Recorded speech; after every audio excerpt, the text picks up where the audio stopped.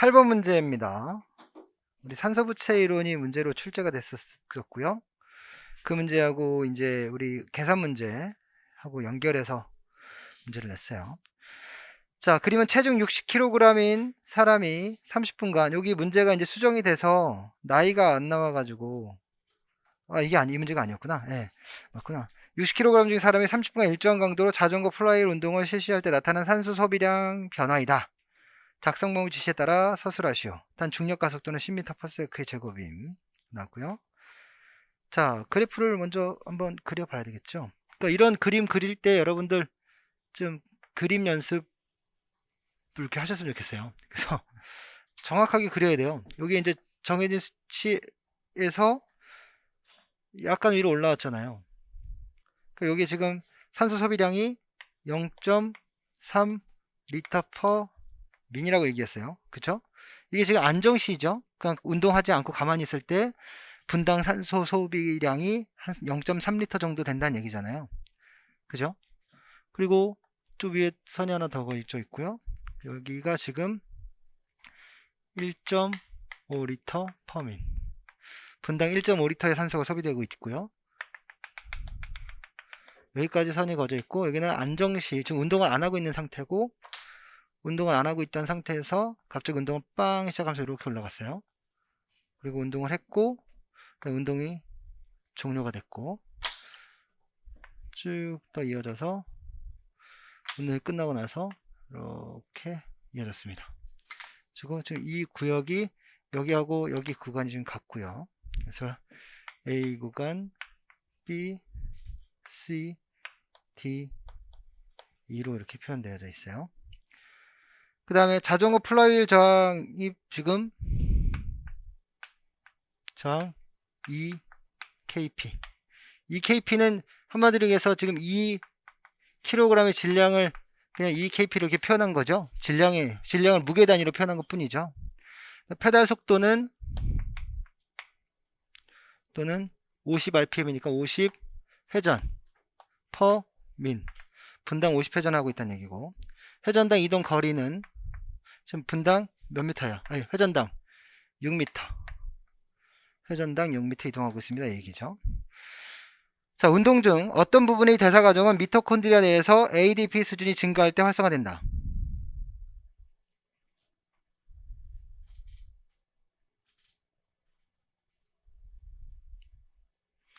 어느 부분이요? 운동 중 어떤 부분의 대사 과정은 미토콘드리아 내에서의 ADP 수준이 증가할 때 활성화된다. A, B, B라고 선택한 근거 뭐예요?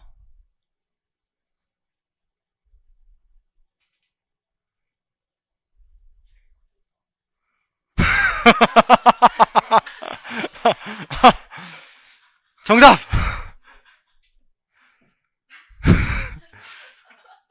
당신이 그렇게 대답할 줄 몰랐다. 실망했다. 그 근거가 뭐예요? 여기 그런 얘기가 안 써 있잖아요. 미토콘드리아. 쳐다보죠! 네. 여기는 어떤 유산소도 무산소도 여기는 어디 수준이에요? 세포 질 수준이고, 여기는 어디예요? 미토콘드리아 수준이잖아요. 그죠? 영원히 잊지 못할 것 같아. 요거 할 때마다. 그래서 B 수준이고요.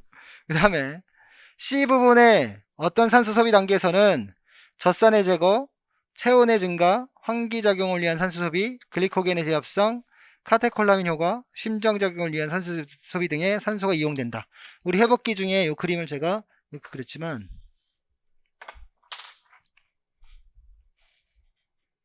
이렇게 그림 표현한다면 여기가 뭐야? 빠른 회복이고, 여기는 느린 회복 구간이죠.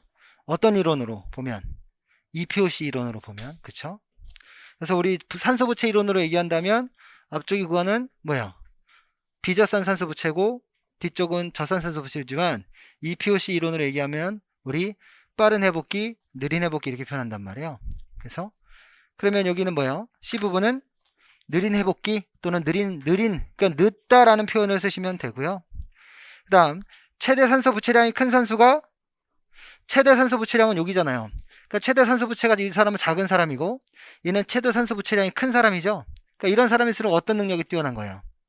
최대 운동 능력이 뛰어난 거죠. 순발성 운동 능력이 뛰어나죠. 순발성 이렇게 쓰면 되고 산소 1리터당 할 수 있는 일회량이 20kJ per 리터라면 순수 효율성은 몇 %입니까? 이렇게 물어봤어요. 순수 효율성 구하는 공식 뭐예요? 효율성. 그냥 효율성을 구하는 공식이라면 그냥 효율성을 구하면 안정시를 뺄 필요 없어요. 네, 그냥 효율성을 구하면 안정시 빼지 말고 그냥 에너지 소비량분의 운동량 구하면 돼요. 근데 순수 효율성은 안정시를 제외한 에너지 소비분의 할 수 있는 운동량을 표현하는 거죠. 그러면 이 문제에서 지금 에너지 소비, 그러니까 운동량부터 따져봅시다. 운동량 지금 EKP였고요. 지금 우리 에너지에 대한 얘기하면 여기서 한번 볼까요? 여기 안 나왔네. 여기 이상하다. 밀렸나 보다. 아니, 중요하지 않아요.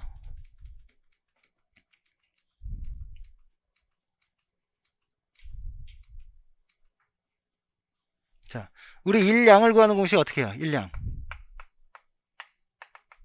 일량은 뭐 곱하기 뭐예요? 힘 곱하기 이동 거리예요. 그쵸? 지금 이 저항 요게 힘의 단위잖아요. 그쵸? 그러니까 2kp고 곱하기 거리. 자, 속도는 뭐분의 뭐예요? 시간분의 거리죠. 그럼 거리는 뭐 곱하기 뭐예요? 시간 옮겨주면 속도 곱하기 시간이죠. 그쵸? 근데 지금 요 상황으로 얘기한 건 아니고 지금 속도하고 이건 지금 속도와 시간의 관계가 아니라 속도, 그러니까 시간당 얼마만큼의 회전을 하는데 회전당 이동거리가 얼마인지만 알면 되는 거니까 시간에 관계없이 분당 얼마만큼의 속도로 이동할 수 있는지를 이거 곱하기만 하면 산출할 수 있죠. 그래서 거리는 50 REV per 미네 곱하기 거리를 곱해주면 지금 6 m per REV 이렇게 하면 6 없어지고 6 없어지고 그쵸? 그럼 속도가 뭐가 나와요? 6, 5, 30, 300이죠? 네. 300 m per 민 나오네. 그쵸? 일량하고 우리 파워를 계산하면 파워는 뭐예요? 파워 운동량을 얘기하는 거예요. 여기서는 파워는 힘 곱하기 속도의 관계잖아요. 그쵸? 그래서 지금 요 힘에 대한 관계 나왔고 지금 속도에 대한 관계가 나왔으니까 두 개 곱해주면 2kp 곱하기 300 m per 민 이게 나왔죠. 그쵸? 몇이에요? 2, 3은 6, 600 kpm per 민 이렇게 나왔죠. 근데 보니까 문제에서 산소 1리터당 할 수 있는 일량이 20kJ로 표현하고 있어요. 그래서 줄로 표현하고 있단 말이에요. 그러면 1kpm은 몇이에요? 9.81 줄이란 말이에요.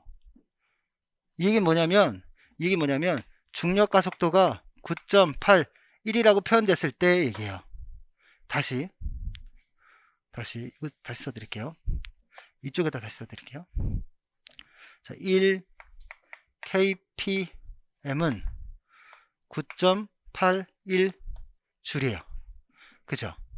자, 이거를 1kp는 뭐라고요? 여기 지금 1kg을 단지 이렇게 kp로 이렇게 표현했을 뿐이에요. 진짜 힘의 단위가 되려면 여기 뭐 곱해줘야 돼요? 중력가속도 이렇게 곱해줘야 돼요.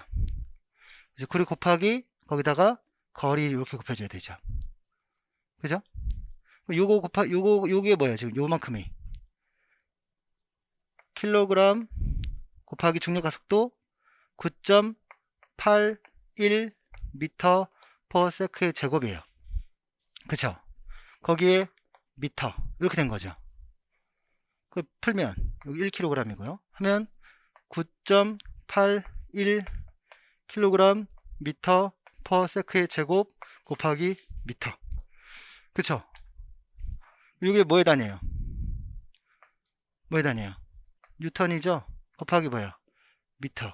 이거는 뭐에 다녀요? 줄이죠? 이 값이 몇이에요?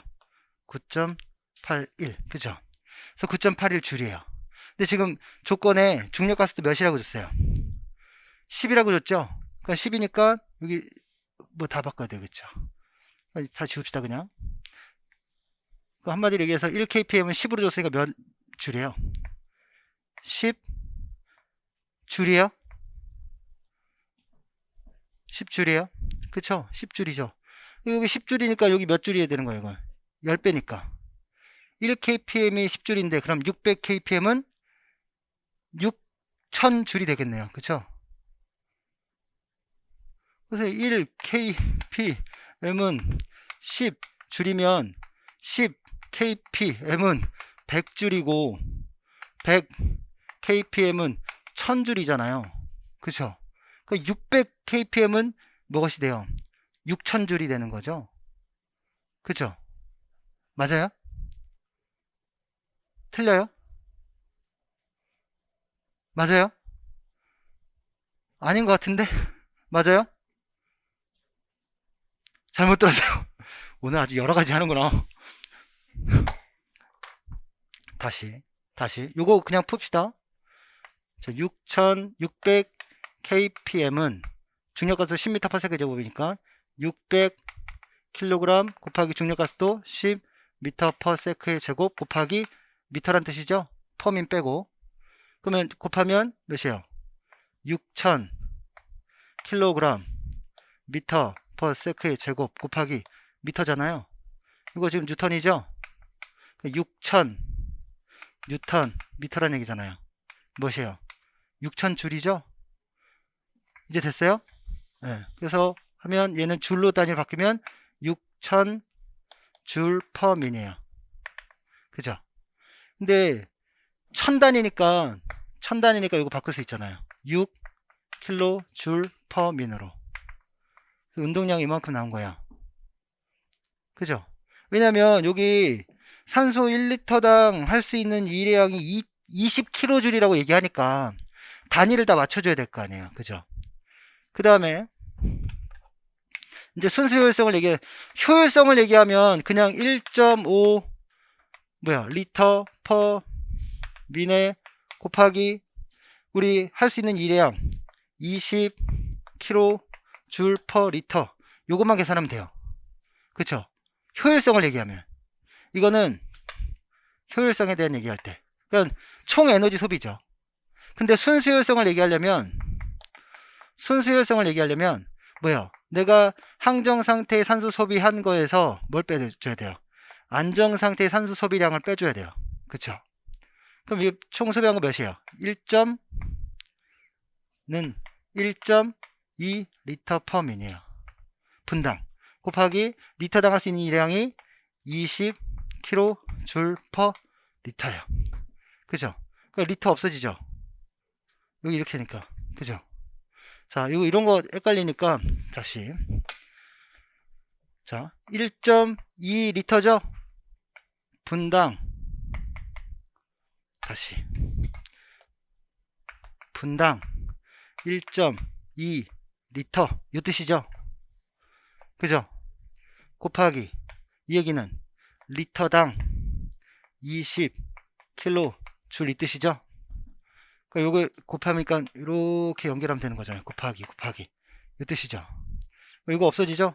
분자 없어지고 는 분의 몇이에요?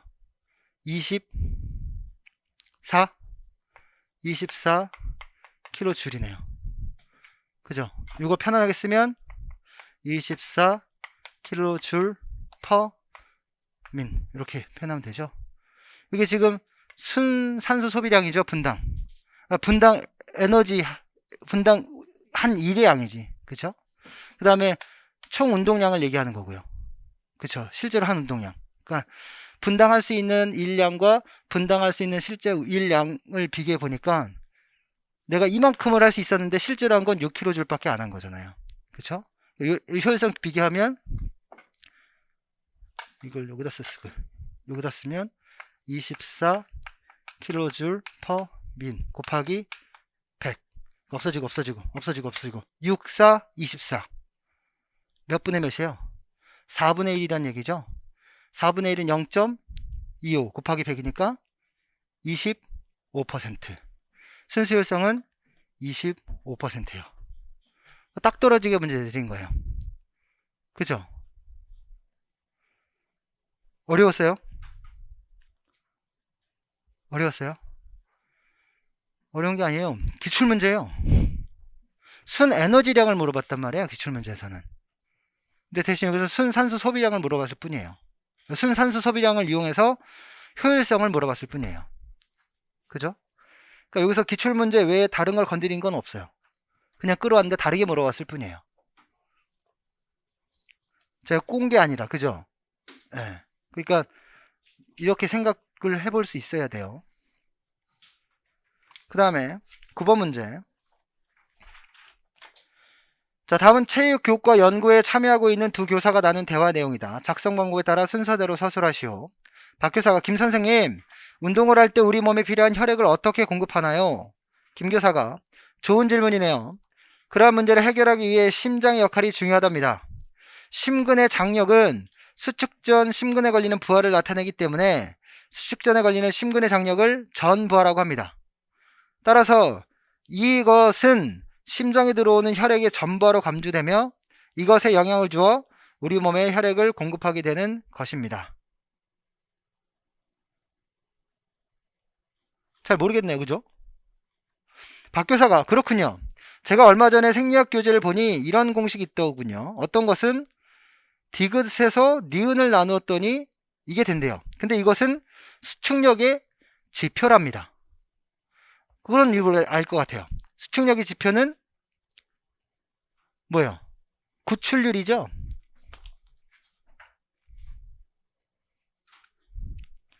자, 심장에 두 가지 부하가 있어요.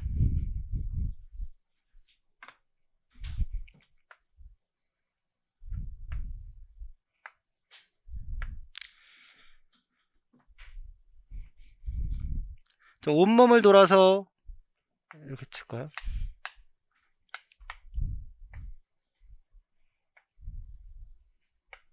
온몸을 돌아서 이렇게 들어오죠. 자, 즉 조직을 거쳐 들어오는 이게 무슨 혈관이에요? 정맥혈관이죠. 그래서 우심방으로 환류될 때 이쪽으로 들어올 때 여기는 공간이 방이고 심방이고 심방으로 혈액이 이렇게 몰려들 때 여기 안에 제한된 물리적 공간이니까 들어올 때 얘가 밀어내면서 들어와야 되잖아요. 그쵸? 어디 방에 막 풍선이 있는데 들어갈 때 뭐 들어가면 이렇게 막 삐집고 들어가야 되잖아요. 그러니까 요 삐집는 공간 얘가 뭐가 되는 거예요? 저항이 되는 거예요. 그러니까 이 공간이 넓으면 넓을수록 저항은 작겠죠. 이 공간이 작으면 적을수록 저항은 커질 수가 있을 거예요. 또는 혈액이 많이 들어오면 저항은 커지겠죠. 또 여기가 혈액이 많이 들어와서 늘어나면 늘어날수록 탄력 때문에 압력은 커질 거예요. 그래서 심장에서 혈액이 나가기 전에 여기에서 받아들이는데 느끼는 부하기 때문에 이 구간을 뭐라 그러냐면 사전부하라고 얘기해요. 그러니까 이 전부하는 뭐예요? 이완기 말 용적. 여기 물리적인 공간을 얘기하면 용적을 얘기하는 거고, 만약 여기 들어온 혈액량을 얘기하면 이완기 말 혈액 용량을 얘기하면 돼요. 그죠? 그 다음에 자, 심장에서 이제 혈액이 나가요. 이쪽으로도 나갈 거고 이쪽으로 나가겠죠. 체순환을 할 수도 있고 폐순환을 할 수도 있고. 여기서 쭉 짜줬는데 짜준 혈액이 바깥으로 못 나가는 건 여기에서 뭔가 저항이 있기 때문이죠. 그래서 동맥이 여기서 느껴지는 부하가 뭐냐면 후부하예요. 이거는 뭐예요? 동맥 혈압이 되겠죠. 그러니까 동맥 혈압이 단단하다, 탄력성이 적다라고 얘기하면 압력은 높아지겠죠. 그 사이에 뭐가 있는 거예요? 그 사이에 심실에 수축력이 있는 거예요. 자, 전부하가 크다 라고 얘기하면 이완기말 용적이 크다, 이완기말 혈액량이 많다 이 얘기예요. 이완기말 용적이 커지고 이완기말 혈액량이 늘어난다는 얘기는 심방이 어떻게 된다는 거예요? 심방의 근육 이완된다는 얘기예요. 이완된 근육은 어떻게 해요? 반사적으로 수축력을 증가시키죠. 그래서 결국 뭐가 늘어나요? 1의 박출량이 늘어나요. 이게 바로 뭐예요? 프랭크 스탈린의 법칙이죠. 그죠? 그래서 지금 심근의 장력은 수축 전 심근에 걸리는 부하를 나타내기 때문에 수축 전에 걸리는 심근의 장력을 전부하라고 하고, 따라서 무엇은 뭐예요? 이완기말 용적 또는 이완기말 용량은 심장에 들어온 혈액의 전부하로 간주되며 무엇에 영향을 주어 우리 몸의 혈액을 공급하게 된다. 무엇이에요? 1의 박출량이죠. 왜냐하면 그게 밑에 구출률 공식하고 연계되어져 있으니까. 그래서 제가 얼마 전에 생리학 교재 봤더니 이런 공식이 있었대요. 뭐예요? 구출률 공식이죠. 구출률은 이완기말 용적분의 1의 박출량이에요.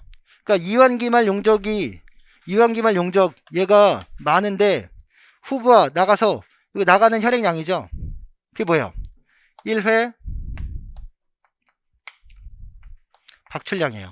자, 1회 박출량과 전부하의 관계를 보면 전부하가 많으면 1회 박출량은 어때요? 증가해요.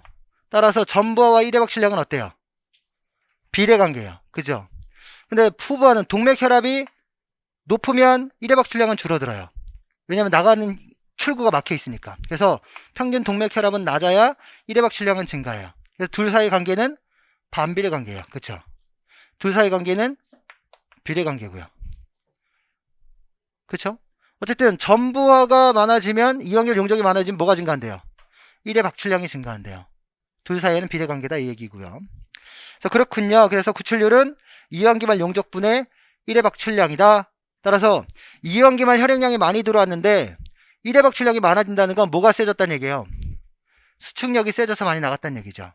그래서 이 기계적인 요인으로 인해서 이완기말 혈액이 많이 들어오고 그의 반사적인 수축력의 증가로 1회 박출량이 증가하는 것을 우리는 프랭크 스탈린의 법칙으로 얘기할 수 있죠. 그래서 이완기말 확장말기 혈액량이 증가하면 1회 박출량이 더 증가하게 된다 이 얘기죠.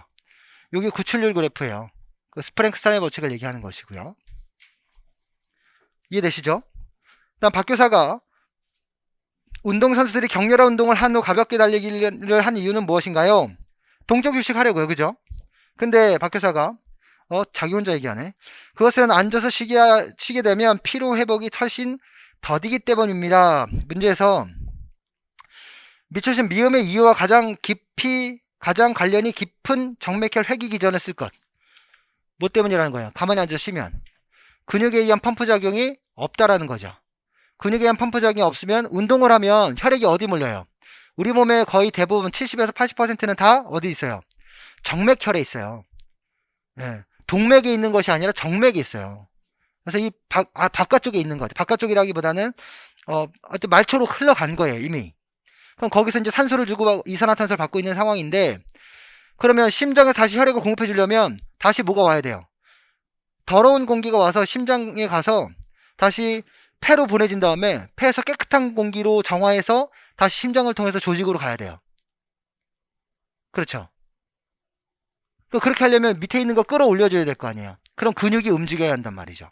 그래서 정적 휴식을 할 때보다는 동적 휴식을 할 때가 피로회복 속도가 느린 거예요. 근데 지금 그냥 앉아서 쉬고 있다고 얘기했으니까 정적 휴식하고 있는 거죠. 그러니까 근육에 의한 펌프 작용이 제대로 이루어지지 않았기 때문에 이런 일이 발생될 거예요. 그렇죠? 그래서 운동이 끝나고 나서 심장으로 환류되는 혈액량이 줄어들기 때문에, 즉 심장으로 환류되는 혈액량이 줄면 즉 전부하가 줄어들게 되면 1회 박출량은 역시 줄어들어요. 1회 박출량이 줄어들면 조직으로 공급되는 산소량도 줄어들 뿐만 아니라 뇌로 공급되는 산소량도 줄어들게 되죠. 그래서 운동 끝나고 나서 갑자기 그냥 멍하니 쉬면 갑자기 어지럼증이 느껴지는 거예요. 그래서 이럴 때는 회복할 수 있는 방법이 동적 휴식을 하던가 아니면 뭐예요? 누우라는 거죠. 편하게 누우면 물리적인 힘에 의해서 혈액이 자연스럽게 심장으로 빨려 들어가니까. 우리가 누워있다가 갑자기 일어나면 어때요?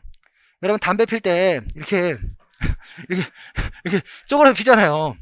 이렇게 다 쪼그려서 피잖아요. 이렇게 이렇게 안 펴. 저 굉장히 오랜만에 취한 자세라 이렇게 피잖아요. 피면 피가 밑에 다 몰려있단 말이야. 그리고 담배 피는데 또 일산화탄소 들어오면 혈관이 이렇게 착 좁아진 상태거든요. 그런 상태에서 이제 담배 딱 피고 나서 가려고 아이고 일어나면 머리가 띵해 어지러워요. 왜냐면 피가 어디 있었기 때문에 밑에 있었기 때문에 순간 갑자기 몸을 또 이렇게 세우면 또 더 높이 올려야 되는 거잖아요. 그러니까 1회 박출량이 순간 뚝 떨어지는 거죠. 혈압이 뚝 떨어지는 거죠. 그러니까 머리가 어지러운 거고요. 그렇죠? 그런 걸 기립성 저혈압이라고 얘기해요. 그렇죠? 됐죠? 그래서 프랑크 살레 법칙 0.5점, 이완기말 용적 0.5점, 1회 박출량 0.5점. 이 둘과의 문제를 보면 니은과 디귿에 해당하는 용어를 포함한 두 변인의 상관관계. 니은과 디귿. 전부하와 즉 이완기말 용적과 1회 박출량과의 상관관계. 무슨 관계예요? 정적 상관이에요? 부적 상관이에요? 네, 정적 상관이죠? 네, 정적 상관. 그거 0.5점. 구출률 1점. 그 다음에 근육이완 범프 1점. 이렇게 채점하시면 됩니다. 다음 10번. 그림 가는 장시간 지구성 트레이닝 후 산소 섭취량과 심박수의 변화를 나타낸 것이고 나는 안정시 혈압 변화를 나타낸 것이다. 작성법 지시에 따라 서술하시오. 자, 지금 그림을 보니까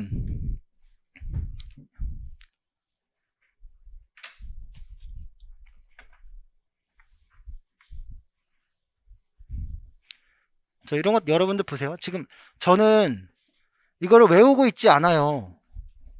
그냥 쓰라 그러면 쓰지를 못해요. 그러니까 꼭 절차상 뭐가 있어야 되냐면 절차상 뭐 물론 하도 많이 했으니까 뭐 외웠긴 외웠겠죠. 외웠긴 외웠겠지만 절차상에 이런 과정들이 그리고 어디에서 어떤 일이 벌어지는지를 글자로 써놓으면 아 여기에서 아 이런 물리적인 공간에서 아 이런 텍스트와 같은 현상들이 벌어지는구나 이렇게 된단 말이에요. 그러니까 실제 상황과 내가 알고 있는 추상적인 언어가 연결되어지기 때문에 훨씬 더 머릿속에 오래 남아요. 근데 단지 여기서 우리 이렇게 외운다면 전부하, 수축력, 후부하 이렇게 얘기한단 말이에요. 그러니까 글자를 글자로만 받아들이면 이게 어디서 어떤 일이 벌어지는지 이해하는 데는 한계가 있어요. 그죠? 그러니까 추상적인 지식도 중요하지만 추상적인 것에 대한 구체적인 걸 연결 지을 수 있어야 현장 적용을 할 수 있는 거잖아요. 자, 10번 문제에 이 그림이 그려져 있어요. 그림은 가그림이 가장 중요한 거죠. 트레이닝 전에 그림이 운동 시간에 따라서 이런 그림이 그려져 있다가 트레이닝 후가 되니까 그림이 이런 그림이 그려져 있어요. 그리고 여기는 뭐에 대한 그림? 심박수고 Y축은 X축은 운동 시간이에요. 그쵸? 아, 산소 섭취량이니까 점중바 운동이네요. 네, 운동 강도네요. 자, 여기서 동일 강도 운동 시 심박수를 비교해 보니까 트레이닝 전, 후 비교하면 심박수가 어떻게 된다는 거예요? 줄어든다 이 뜻이죠? 동일 강도 운동 시에. 그러니까 최대 산소 섭취량이 뭐 60%다라고 얘기한다면 얘 심박수가 뭐 얘는 한 뭐 100번이다 라고 얘기한다면 얘는 한 90번 정도 80번 정도 뜁니다 이렇게 얘기할 수 있는 거거든요. 지금 자 보면 작성 방법에 가해 그래프와 관련하여 트레이닝 후 심장의 형태적 변화. 지금 무슨 운동했어요? 장시간 지구성 트레이닝 했어요. 그죠? 장지트 했네요. 그러니까 장기간 지구성 트레이닝 할 때 심장의 변화는 어떤 변화요? 용적 변화죠. 그렇죠? 그래서 심실의 용적 증가, 뭐 우리 기출문제대로 표현하면 좌심실 용적 증가 이렇게 표현하면 되고요. 그 다음에 운동 시 심박수 변화에 영향을 미치는 신경적 요인과 화학적 요인. 지금 심장에 심박수 변화에 영향을 미치는 요인이 우리 어떤 요인이 있어요? 신경성 요인과 즉 두 가지 측면으로 얘기한다면 이렇게 얘기할게요. 이쪽에서 심장의 심박수에 영향을 미치는 요인을 두 가지 측면으로 얘기한다면 내인성 조절과 외인성 조절로 나눌 수 있어요. 내인성 조절로 얘기하면 우리 그냥 그 심장 자체 조절을 얘기하는 거죠. 그렇죠? 그럼 심장 자체의 심박수를 조절하는 게 누구예요? 동반결절이죠. 동반결절에 영향을 주는 게 뭐 칼륨의 농도도 있겠고 뭐 체온도 있겠고 뭐 여러 가지 칼슘의 농도도 있겠고 여러 가지 요인들이 있는 거죠. 그다음 외인성 조절이다라고 얘기한다면 두 가지가 있겠죠. 신경성 조절과 그 다음에 화학성 조절이 있는 거예요. 내분비계 조절이죠. 신경성 조절에 우리 신경은 어떤 신경이에요? 자율신경이고 자율신경에 안정시와 부교감 운동시에 얘기한 부교감 신경과 교감신경 역할이죠. 교감신경엔 끝에 무슨 물질?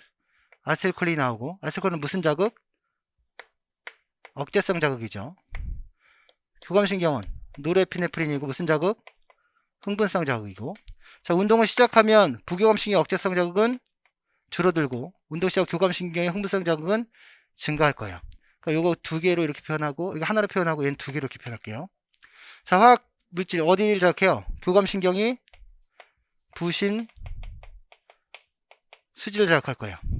여기 역시도 아세틸콜린이고요. 부신 수지에서 분비되는 게 바로 에피네프린, 노르에피네프린이죠. 얘도 역시 심박수를 증가시킬 거고요. 자, 트레이닝 했어요. 트레이닝 후 트레이닝 했더니 내가 신체가 건강해졌고 강해졌고 심장도 굉장히 지금 심실강의 크기가 커지는 스포츠 심장이 됐단 말이에요. 그만큼 부담이 적어졌어요. 그러면 우리 몸에 부담이 적게 작용하니까 스트레스도 적은 거고 스트레스 적으니까 교감신경 활성도는 많이 높아질 필요가 없어요. 반면에 에너지 보존을 하기 위한 부교감신경의 역할이 증가하죠. 그러니까 트레이닝 하고 나면 부교감신경의 역할은 더 늘어나고 교감신경의 역할은 줄어들어요. 그죠? 그럼 부교감신경의 억제성 자극이 증가하게 되면 심박수는 이전보다 더 줄어들 거고요. 그쵸? 이렇게. 그 다음에 교감신경 흥분도가 줄어들었으니까 심박수는 적은 증가를 보일 거예요. 그쵸? 그래서 이렇게 됐다는 거예요. 심박수 이렇게 낮아졌다는 얘기죠. 그러면 운동 시 심박수에 영향을 미치는 신경적 요인은 교감신경 자극 어떻게 됐다? 감소됐다. 교감신경 자극 줄어드니까 부신수인 에피네프린 분비량도 역시 당연히 줄어들 수밖에 없겠죠. 그러니까 교감신경 자극 감소, 혈중 에피네프린 수준 감소 이렇게 얘기할 수 있겠죠. 아니면 이렇게 해도 돼요. 에피네프린이 주지만 얘가 8대 2 비율이잖아요. 그래서 에피네프린이라고 얘기하는 게 맞는데 통상적으로 이 둘을 카테콜라민이라고 얘기하니까 이렇게 쓰셔도 맞게 채점을 하세요. 그 다음에 나의 그래프와 관련하여 트레이닝 후 안정시 혈압 변화의 원인을 말초저항 측면에 서술할 것. 그 보니까 지금 수축기 혈압이 좀 줄어들었네요. 그쵸? 수축기 혈압이 감소했어요. 심장에서 지금 이렇게 나갔는데 심장에서 수축기 혈압이니까 수축기 혈압 뭐와 관련된 거예요? 후부와 관련된 거예요. 후부와 관련된 후부하가 줄어들었다는 얘기잖아요. 그 후부하가 줄어들려면 혈관이 좀 헐렁헐렁하다보단 물컹물컹 좀 더 혈액을 많이 받아들일 수 있게 변해야 되는 거죠. 그러니까 뭐가 좋아진 거예요? 혈관의 탄력성이 좋아진 거죠. 그러니까 여기에 쌓여있던 여러 가지 콜레스테롤이라든가 이런 것들이 지구성 트레이닝을 통해서 깨끗하게 다 씻겨 나갔기 때문에 동맥혈관의 탄력성을 유지할 수 있게 되는 거죠. 그러니까 혈액을 더 많이 받아들일 수 있게 되고 후부하는 작아지게 되는 거죠. 어떻게? 정화 기능. 근데 정화는 하나의 그냥 그런 어떤 탄력성이 높아지기 위한 하나의 어떤 과정이고 여기는 말초적이니까 어떤 물리적인 현상을 표현하셔야 돼요. 그래서 이것은 탄력성이라고 표현하는 게 맞는 답입니다. 그래서 여러분들 신경성 조절, 내인성 조절, 외인성 조절 구분하시고, 내인성 조절, 외인성 조절에 우리 외인성 조절에 신경성 조절, 화학성 조절. 거기에 이제 또 하나 추가적으로 붙이자면 우리 기계적인 요인, 일회박실량 증가 요인에 이런 기계적인 요인들도 같이 연결해서 생각해 볼 수 있을 것 같고요. 그 다음에 11번 문제. 다음에 가는 김교사가 수립한 학예 훈련 전지훈련 계획서, 학예 전지훈련 계획서의 내용이다. 나는 고지 환경에서 인체의 내부 환경 변화에 대한 설명이고 작성 방법의 지시에 따라 사술하래요.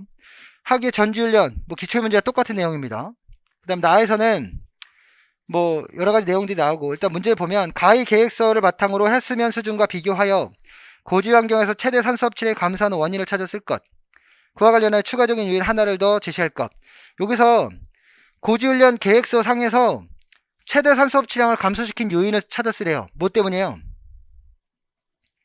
최대 산소 섭취량을 결정하는 건 산소가 많이 들어와야 산소 섭취량을 결정하는 거 아니에요? 그럼 대기 중에 산소가 많아야 산소 섭취량도 늘어나겠죠. 근데 고지대로 올라갈수록 뭐가 줄어들어요? 산소량이 줄어들어요. 그럼 뭐가 여기 산소 섭취량과 굉장히 직결되는 문제겠습니까? 산소 분압이죠. 그쵸? 산소 분압이 낮아지면 헤모글로빈의 산소 포화도도 떨어져요. 그러니까 여기 지금 하나 더 써야 될 게 뭐예요?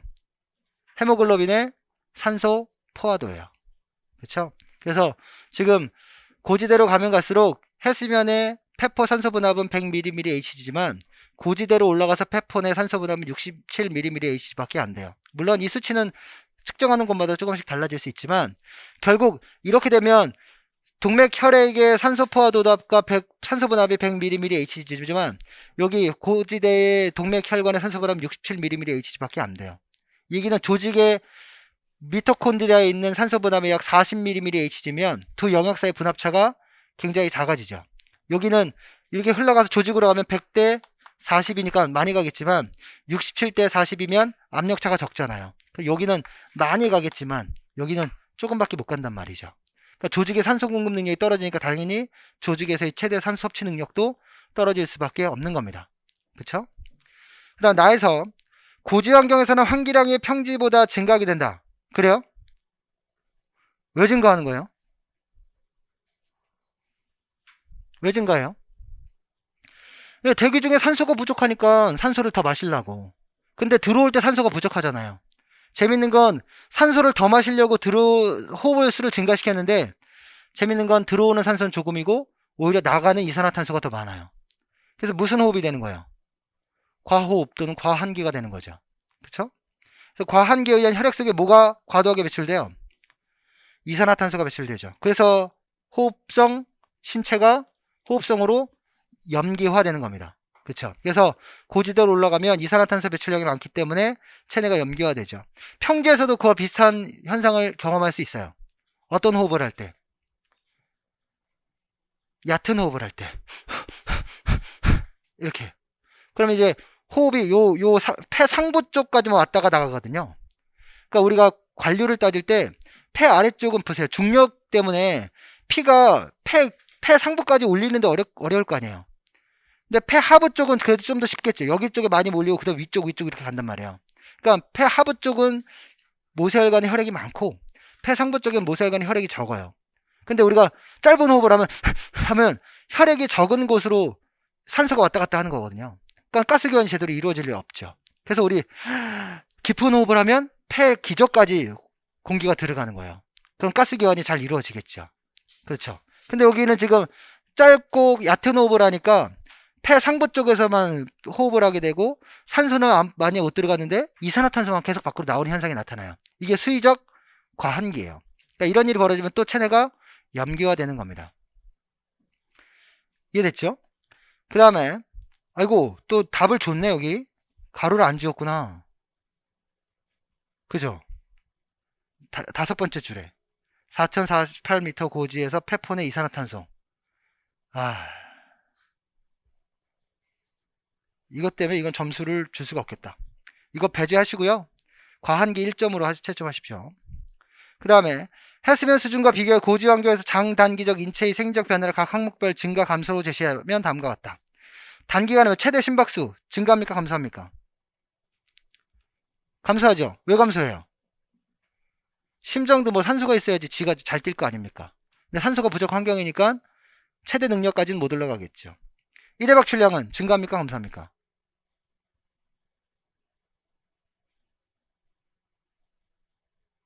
자꾸 이상하다. 어?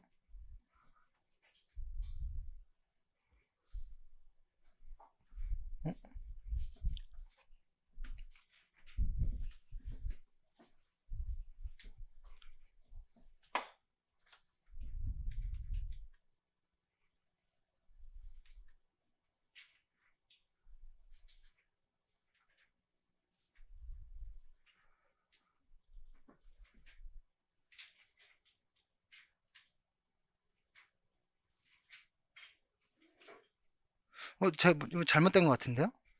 1회 박출량이 증가할 수가 없는데?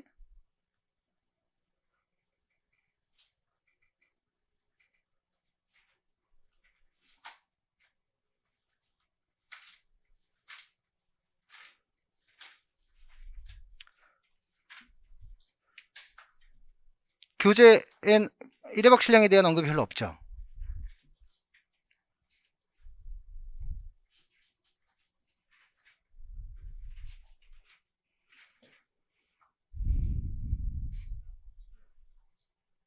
그래서 1회 박출량에 감소한다고 나오죠. 몇 페이지 나와요?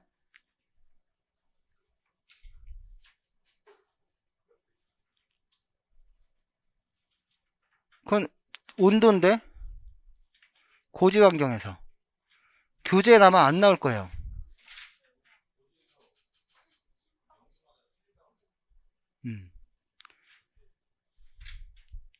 자, 1회 박출량은 뭐하고 굉장히 밀접한 관계를 맺냐면 혈장량과 굉장히 밀접한 관계를 맺어요. 근데 자, 고지대로 올라간 환경은 여러분들이 한번 생각해 보세요. 이거는 증가다 감소다 라고 얘기할 수는 없어요. 증가는 절대 아니에요. 일단 지우세요. 인강으로 들으시는 분도 증가는 지우세요. 네. 자, 제가 얘기하는 환경을 들어보세요. 자, 저지대보다 고지대로 올라가면 올라갈수록 대기는 건조해져요. 일단 대기가 건조해요. 대기가 건조하다는 얘기는 내가 대기 고지대로 올라가면 올라갈수록 내가 뭐 땀을 흘리거나 또는 피부에 수분이 있을 거 아니에요. 이것들이 뭐가 잘 된다는 얘기예요. 쉽게 증발이 된다는 거예요. 그러니까 쉽게 피부에 맺힌 수분이나 땀이 증발이 된다는 건 혈장량이 떨어진다는 얘기가 되는 거예요. 그렇죠? 더군다나 고지대로 올라가면 아까 호흡성 염기화 된다 그랬죠. 과한기 때문에. 그러면 체내가 뭐가 돼요? 염기화 되는 거잖아요. 염기화되는 상황이면 이제 체내는 약 pH 7.4 약 염기 상태인데 그보다 더 염기된다라는 거예요. 그러니까 더 염기화돼도 문제고 산성화돼도 문제죠. 운동을 해서 산성화돼도 문제지만 이런 호흡성 또는 대기 중에 어떤 과환기로 인해서 염기화가 돼도 이것도 문제예요. 그러면 염기화되는 걸 막을 수 있는 방법은 두 가지예요. 첫째, 염기화되는 물질을 없애라. 둘째, 염기화되는 물질을 중화시켜라. 완충해라. 그럼 첫 번째 조건은 염기화시키는 물질을 배출시켜야 되는 거예요. 소변으로. 완충, 버퍼링을 한다는 얘기는 체내에 수소이온을 형성해야 되죠. 그래서 운동을 하면 수소이온이 형성되고 염기화되는 걸 조금 막을 수 있어요. 그죠? 근데 후자 얘기는 이제 움직여야 되고 산성화돼야 되는 거니까 그럼 전자의 경우 중탄산 이온이 염기성 물질이잖아요. 그러니까 중탄산 이온 염기화되는 상황이면 중탄산 이온을 어떻게 뱉어내야 돼요. 그리고 수소이온을 재흡수해 줘야 된단 말이에요. 그럼 이제 중탄산 이온이 배출되는 과정에서 이것도 다 물질이잖아요. 물질이 나갈 때 뭐를 같이 갖고 나가요? 물질이 옮겨질 때 물까지 같이 가지고 가요. 그렇죠? 자, 물질의 농도가 높은 곳으로 물이 흘러가는 현상. 이걸 뭐라 그래요? 삼투라 그러죠? 그래서 세포에서 세포 외에서 신장 쪽으로 수분이 빠져나가요. 그러니까 이 얘기는 뭐예요? 소변의 양이 많아진다는 거죠. 염기화된 소변이 많아지고 혈장은 또 뺏긴 거죠. 수분을 뺏겼으니까 혈장량은 또 줄어들어요. 즉 건조한 날씨에 기하로 혈장량이 줄어들었고 염기화되는 걸 막기 위해서 혈장량이 줄어들어요. 그러면 결국에 혈장량이 줄어들면 심장으로 돌아가는 혈액량에는 혈장과 혈구 다 합쳐진 거잖아요. 근데 혈장량이 줄어들었으니 회기량이 줄어들 것이고, 회기량, 즉 사전부하가 줄어들었으니 1회박출량도 줄어들어요. 그래서 1회박출량은 감소됩니다. 근데 대기 고지대 조건이 뭐 몇 미터 조건마다 1회박출량이 변화 없다가 어느 높은 조건을 가게 되면 1회박출량이 줄어드는 조건이 될 텐데, 이걸 단지 고지다라고 해가지고 뭐 줄어든다 이렇게 딱 단정적으로 얘기하기는 어렵다라는 거예요. 이해되셨어요? 그래서 그건 이제 지우세요. 1회박출량은 뭐예요? 변화 없거나 약간 감소 이렇게 하는 게 맞아요. 그럼 혈장량은 어떻게 돼요? 지금 계속 얘기하는 게 기화가 잘 일어나요. 염기화되기 때문에 수분을 뺏어져 가요. 그러니까 혈장량은 감소하죠. 그래서 명확하게 이제 우리 책에 설명한 것도 혈장량에 대해서는 어떻게 된다고? 감소된다고 나오고 있어요. 근데 장기간에 걸치면 적응하니까 혈장량은 또 보존되겠죠. 그냥 장기간의 변화, 최대화 운동 심박수. 장기간이나 단기간이나 최대화 운동 심박수는 어떻게 돼요? 어떻게 돼요?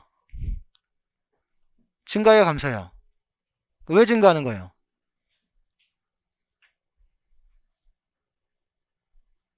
생리학에선 왜라는 질문을 굉장히 많이 하셔야 돼요. 네. 왜 감소해요? 왜 증가해요? 최대 하운동 심박수가. 아까 최대 운동 시 심박수는 감소하는데 오히려 최대 하운동 시 심박수가 증가하지? 왜 증가하는 거예요?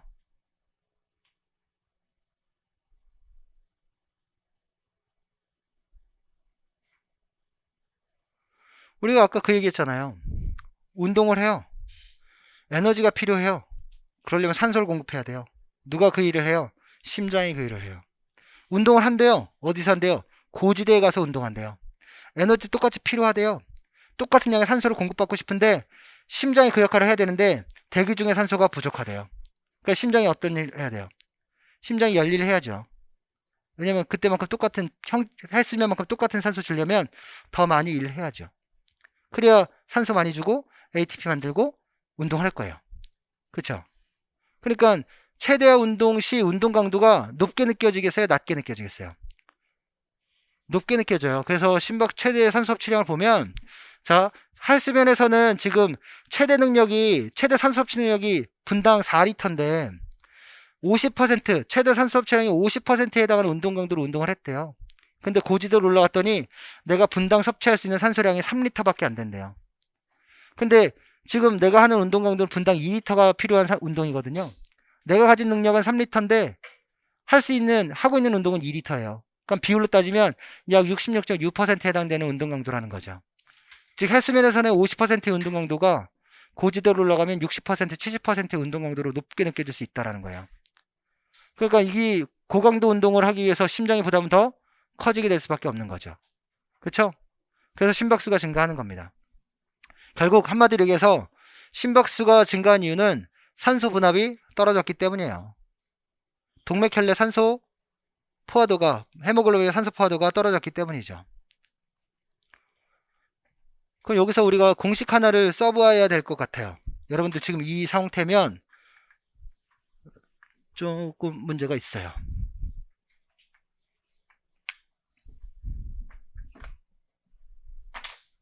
자, 최대 산소 섭취량이에요. 최대 산소 섭취량을 결정한 두 가지 요인 뭡니까?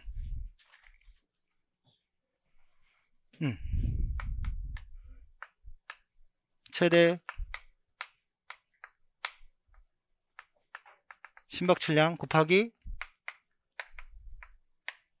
최대 동정맥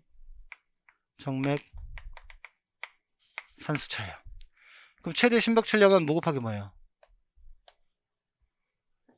네. 최대 1회 박출량, 1회 박출량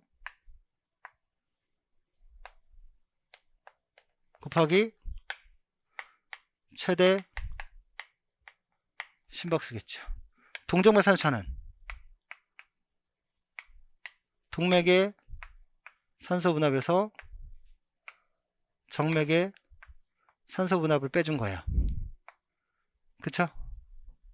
그러면 1회 박출량은 지금 뭐 변화 없거나 약간 유지고 최대 심박수도 약간 감소하고 있고, 그러니까 여기는 이제 큰 문제 없어요. 그죠? 여기가 문제죠.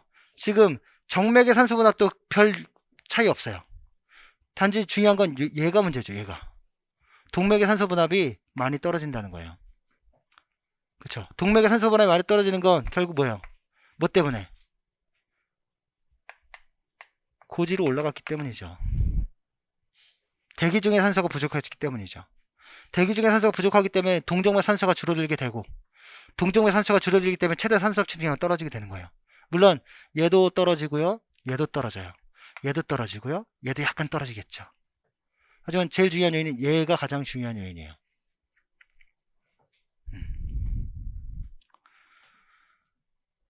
됐죠? 그 다음 최대 심박출량 감소해요? 왜 감소해요? 최대 심박수 감소하고 1회 박출량 감소하는 부분이라 최대 심박출량 감소하죠. 약간 감소하는 부분이고, 그 다음 적혈구수. 고지대 운동을 하게 되면 어떤 상황이에요? 고지대로 올라가면 여긴가? 네. 고지대로 올라가면 어떤 상황이에요? 계속 얘기하잖아요. 지금 동맥혈의 산소 분압이 적은 어떤 상황이에요? 저산소 환경이 계속 노출되어 있는 거예요. 저산소 환경에 계속 노출되어 있으면 산소를 공급받을 수 있게 우리 몸은 진화하죠. 발전하죠. 적응할 거예요. 그러니까 산소를 받아들이기 좋게 장기간의 변화가 이렇게 나타나는 거죠. 적혈구수 증가시키고, 모세혈관 밀도 증가시키고, 마요글 함량 증가시키고, 미토콘드리아 수 증가시키고, 산화효 활성도 증가시키는 거예요. 다 뭐 어떤 능력과 관련돼요? 유산소 능력과 관련돼요. 그러니까 여기서 이런 혈액을 갖고 올 수 있는 거예요. 이런 조직과 혈액을 갖고 올 수 있는 거예요. 그러니까 평지로 내려왔을 때 굉장히 산소를 많이 포화할 수 있는 혈액을 갖고 오는 거죠.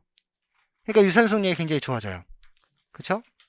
그래서 지금 고지대로 올라가게 되면, 고지대로 올라가서 운동을 하게 되면 결국에 우리 에리스로포이에틴이라고 하는 어떤 적색 골세포에서 저산소 환경은 적혈구를 더 만들어내라는 자극을 보여요. 그래서 에리스로포이에틴이라는 호르몬 분비가 되면서 뼈에서는 적혈구를 계속 생성하게 됩니다. 그리고 헤모글로빈에 산소를 잘 가져왔으면 산소를 조직으로도 잘 줘야 되잖아요. 그래서 산소 해리 능력을 높일 수 있는 효소도 활성화돼요. 그게 투,3-디피지죠. 그래서 적혈구 생성 촉진, 그 다음에 효소의 활성도 높아지면서 조직으로 산소를 잘 공급할 수 있는 피를 가지게 되는 겁니다. 그렇죠? 그 다음에 12번 문제. 다음은 힘든 운동이 운동의 심근 산소 소비량에 힘든 운동이 심근 산소량에 미치는 영향에 대하여 교사 학생이 나눈 대화이다. 자, 힘든 운동이 심근 산소 소비량, 심근 산소 소비량이 커진다는 얘기는 심장이 어떻다는 얘기예요. 운동하기에 힘들어한다, 부담스러워한다라는 얘기예요. 그래서 한자로 우리는 심부담도라고 얘기합니다. 심근 산소 소비량이 늘어나는 건 심부담도가 커졌다라는 얘기예요. 그래서 재성이가 선생님이 힘든 운동을 하면 심장에 산소가 많이 필요한가요? 그럼 힘든 운동은 심장에 부담을 주게 된단다. 이를 심부담도라고 하는데, 이 심부담도가 클수록 심근산소 소비량은 증가하게 되지. 심근산소 소비량은 공식을 통해 산출할 수 있는데, 이 공식은 이렇단다. 자, 운동을 할 때 심장이 부담을 느끼는 상황, 심장이 산소를 많이 필요로 한 상황, 이거 다르게 생각하면 근육이 힘을 많이, 에너지를 많이 써야 되는 상황은 어떤 상황이에요? 근육이 에너지를 많이 써야 되는 상황. 무거운 거 들거나, 강도를 높이 무거운 걸 들거나, 아니면 횟수를 늘리거나, 이런 에너지 많이 쓴단 말이에요. 그럼 심장도 마찬가지겠죠.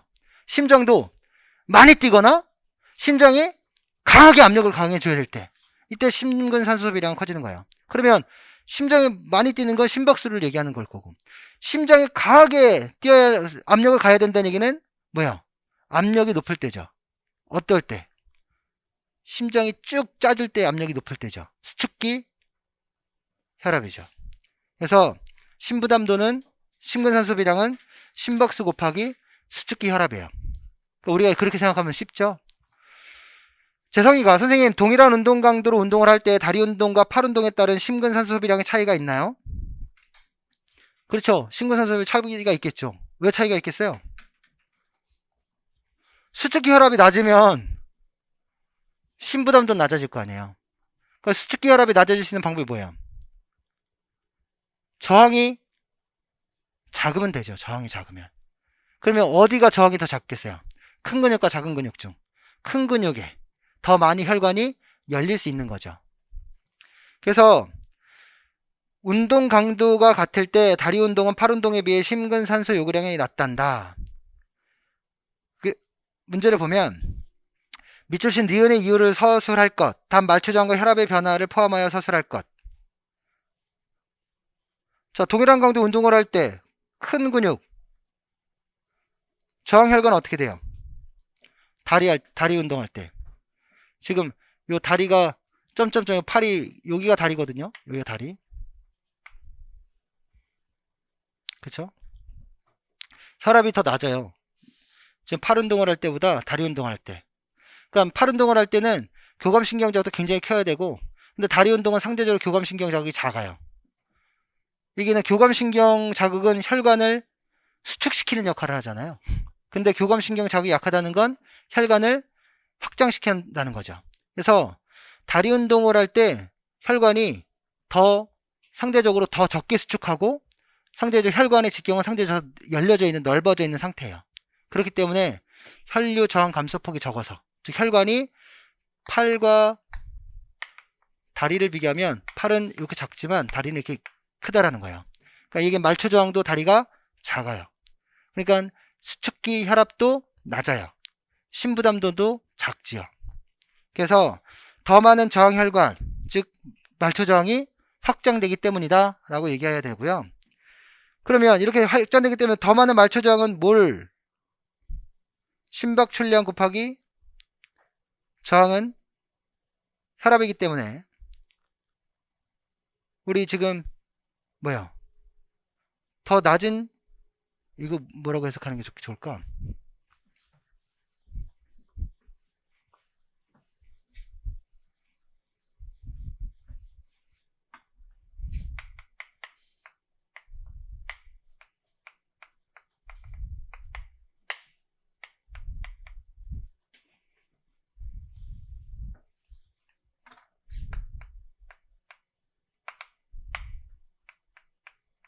자, 심박출량은 뭐 그대로고 저항을 줄였대요.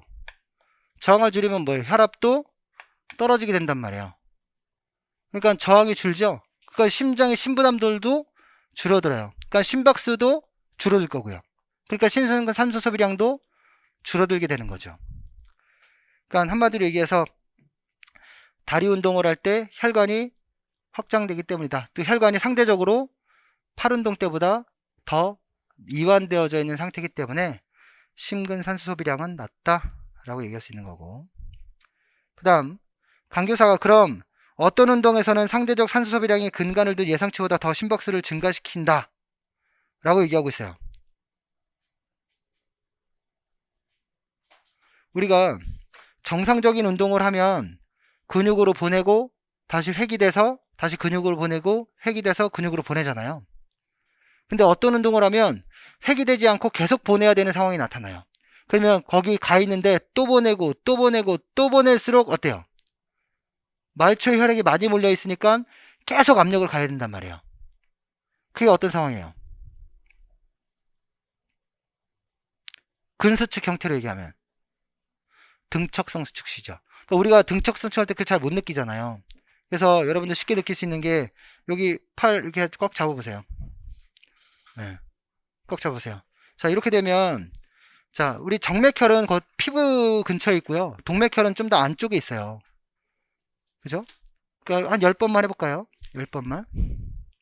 자, 10번 이렇게 하면 지금 근육이 움직여지면서 환류는 못 시키고 있고 지금 되돌아가지 못하고 있고 심장에서 지금 뿜어내서 혈관의 혈액들이 지금 이 말초 쪽으로 오고 있거든요. 몰리고 있거든요.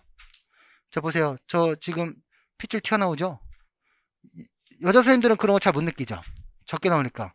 남자 선생님들은 굉장히 많이 튀어나올 거예요. 그죠? 이렇게 많이 튀어나와요. 그죠?